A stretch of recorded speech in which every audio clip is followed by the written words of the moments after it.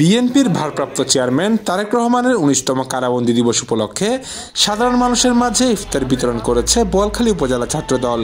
আজ ৭ই মার্চ শুক্রবার বিকেলে বোয়ালখালী উপজেলা ছাত্রদলের পক্ষ থেকে উপজেলা স্বাস্থ্য কমপ্লেক্সের রোগী, ডাক্তার ও স্থানীয় সড়ক সংলগ্ন ভাসমান দোকানি সহ সাধারণ অসহায় রোজাদার মুসল্লিদের মাঝে ইফতার বিতরণ করা হয়। এতে উপস্থিত ছিলেন ছাত্রদল নেতা এনামুল হক সজীব, জুবায়ের রায়হান, সাকিব, রকুনউদ্দিন, জয়, বাবু, আরমান, সজীব, ইখতিয়ার, মারুফ, নাহিদ ও তাহরিম সহ আরও অনেকে।